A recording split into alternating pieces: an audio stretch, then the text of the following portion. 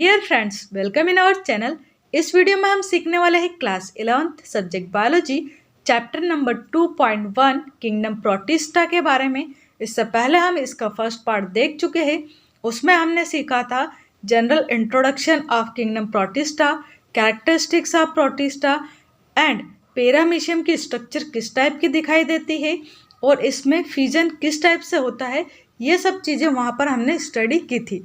अब आगे हम देखने वाले हैं यहाँ पर अमीबा की स्ट्रक्चर कैसी होती है, यूग्लिना की स्ट्रक्चर किस टाइप की है, इसमें बाइनरी फ्यूजन किस टाइप से होता है। इसके अलावा यहाँ पर हम एक इम्पॉर्टेंट टॉपिक डिस्कस करेंगे, वो है मलेरिया की लाइफ साइकिल। तो आइए सीखते हैं। फर्स्ट टॉपिक देखते हैं यहाँ पर हम अमीबा की स्ट्रक्चर।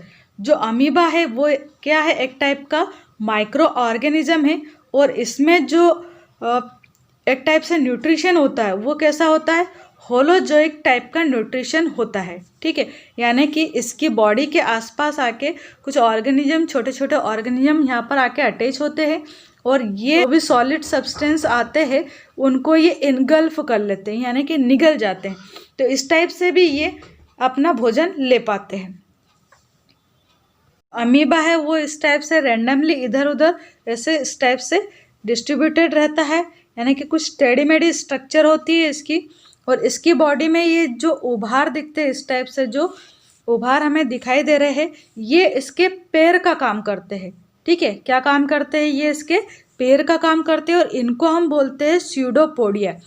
ये जो अमीबा है वो स्यूडोपोडिया की हेल्प से ही इधर उधर मोशन कर पाता है। आगे देखते हैं, ये जो मेम्ब्रेन है, इस मेम्ब्रेन को क्या नाम दिया है, तो इसको हम कहते हैं प्लाज्मा लेमा। क्या नाम दिया है इसको, प्लाज्मा लेमा। अब ये जो प्लाज्मा लेमा है, इसके आसपास यहाँ पर एक लिक्विड भरा हुआ रहता है जिसको बोलते हैं एक्टोप्लाज्म। क्या बोलते हैं इसको, एक्टोप्लाज्म। और अंदर के साइड यहाँ पर जो लिक्विड भरा हुआ रहता है उसे कहा जाता है एंडोप्लाज्म। ठीक है, इसके अलावा यहाँ पर कुछ दाने जैसे स्ट्रक्चर्स पाई जाती है, थोड़ी सॉलिड स्टेट में होती है, तो उनको कहा गया है क्रिस्टल्स।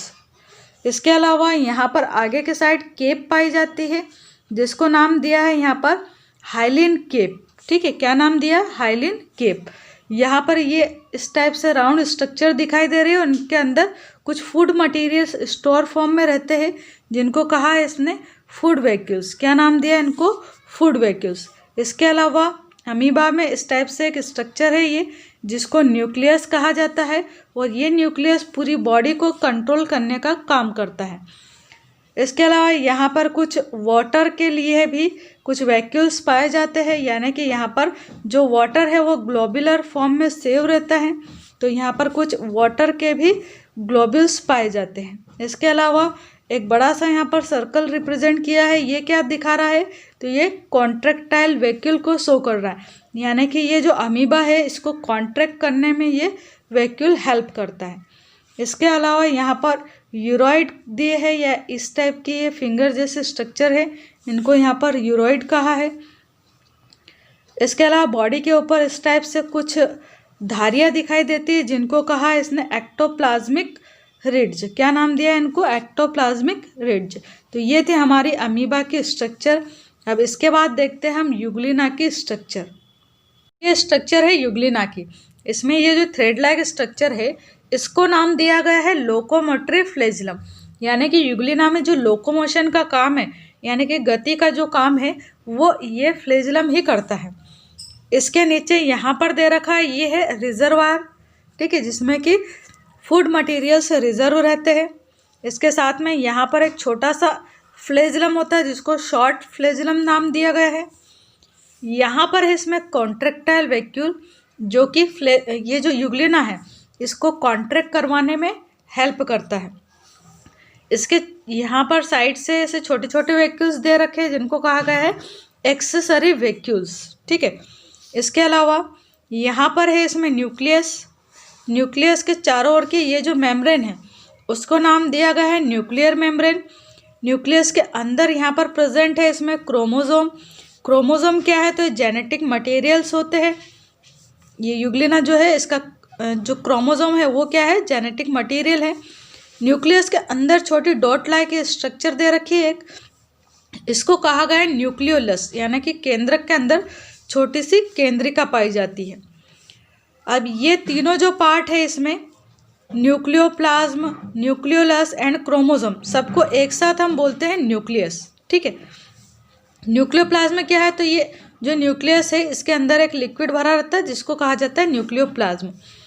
ऐसे ये जो यूग्लिना है इसमें यहाँ पर ये जो इसकी वॉल है इसके साइड में यहाँ पर लिक्विड भरा रहता है जिसको नाम दे रखा एक्टोप्लाज्म, और अंदर के साइड यहाँ पर जो लिक्विड रहता है इसको नाम दिया जाता है एंडोप्लाज्म। ठीक है, इसके अलावा यहाँ पर ये जो इस टाइप से स्ट्रक्चर दिखाई दे रही है, ये जो लाइनिंग है, इनको कहा गया है मायोनिम्स। क्या नाम दिया है इनको? मायोनिम्स नाम दिया है।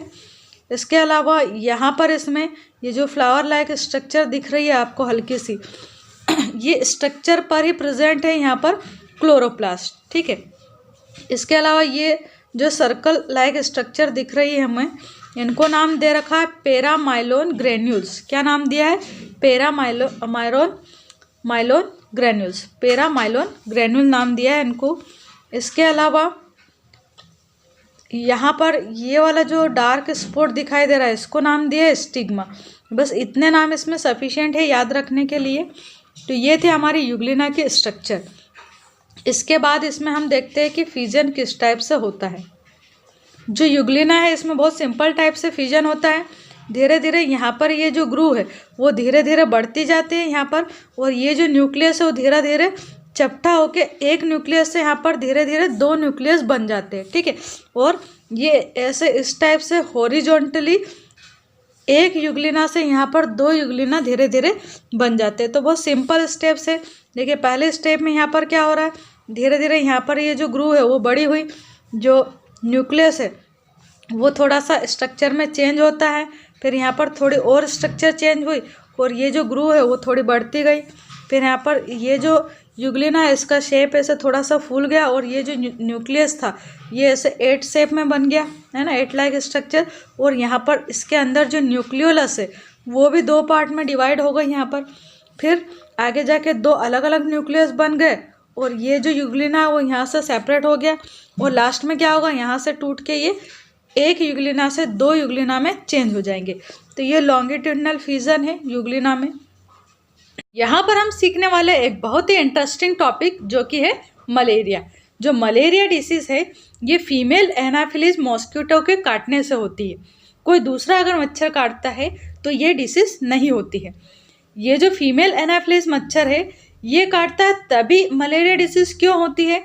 इसका ये कारण है कि ये जो मच्छर होता है इसका जो सलाइवा होता है, यानी कि इसकी जो लार है इसके अंदर एक प्लाज्मोडियम प्रोटोजोआ पाया जाता है।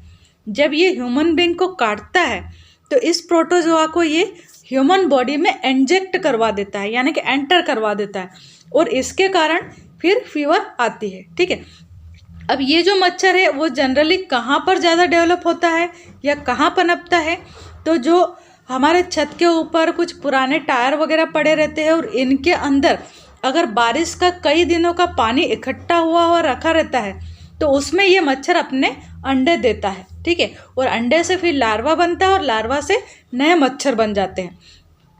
इसके अलावा घर के अंदर अगर गमले के अंदर या कूलर के अंदर कई दिनों का पानी भरा हुआ है वहाँ पर भी ये मच्छर डेवलप होता है।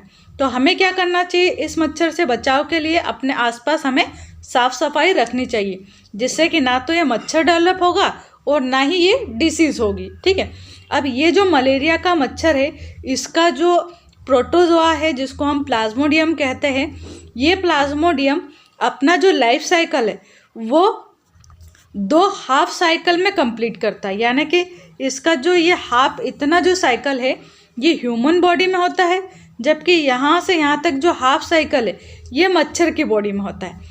किस टाइप से होता है इसको हम आगे डिटेल में देखेंगे अभी। तो देखते हैं यहाँ पर क्या है, ये है स्किन, ह्यूमन की स्किन। ठीक है, यहाँ पर रिप्रेजेंट किया गया है, ये एक मॉस्किटो है। कौन सा मॉस्किटो है ये? तो फीमेल एनाफिलीज मॉस्किटो। ठीक है, अब ये जब काटता है ह्यूमन को तो इसकी बॉडी से, यानी कि इसका जो सलाइवा है उसमें से ये जो प्रोटोजोआ है उसको ह्यूमन बॉडी में एंटर करवा देता है। फिर ये जो प्रोटोजोआ है वो हमारा जो लीवर होता है वहाँ पर जाता है और वहाँ पर डेवलप होता है और क्या बनाता है, ये साइजोन्ट बनाता है। ठीक है, क्या बनाता है, पहले साइजोन्ट बनाता है। ये जो साइजोन्ट होते हैं इनके अंदर छोटे छोटे दाने जैसे बहुत सारी सेल्स होती है। लगभग एक अगर साइजोन्ट में हम देखें तो 20 से 25 हजार तक मीरोजोइट सेल्स पाई जाती है। ये जो मीरोजोइट है ये आगे जाके हमारी जो आरबीसी होती है उसके अंदर चले जाते हैं और वहाँ पर फिर डेवलप होते रहते हैं और इनका नाम यहाँ पर क्या हो जाता है, ट्रोफोजोइट। यानी कि मीरोजोइट जब अच्छे से डेवलप हो जाता है, इसके चारों ओर एक रिंग बन जाती है, तब इसे कहा जाता है ट्रोफोजोइट। क्या नाम दिया है, ट्रोफोजोइट। ये ट्रोफोजोइट धीरे धीरे आगे डेवलप होता है अलग अलग सेल स्टेजेस में, और जब अच्छे से ये मैच्योर हो जाता है तो आरबीसी को ये रप्चर करता है, यानी कि आरबीसी को ये ब्रस्ट कर देता है और इसमें से फिर बहुत सारे ट्रोफोजोइट निकलते हैं जो कि गैमेट बन चुके होते हैं। क्या होते हैं, ये गैमेट्स होते हैं जिनको हम गैमेटोसाइट बोलते हैं।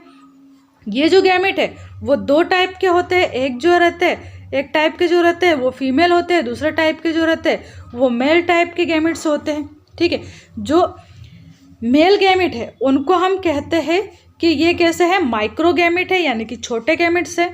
जो फीमेल गैमेट है उनको कहा जाता है मैक्रो गैमेट या बड़े गैमेट। ठीक है, अगर यहाँ पर ये जो ट्रोफोजोइड है ये अपना जो डेवलपमेंट है वो कंप्लीट नहीं कर पाते हैं तो ये वापस से इस साइकिल में जाते हैं और फिर से ये डेवलपमेंट कर सकते हैं। अदरवाइज ये यहाँ से सेल रप्चर होने के बाद ये गैमेट्स के फॉर्म में बाहर आ जाते हैं।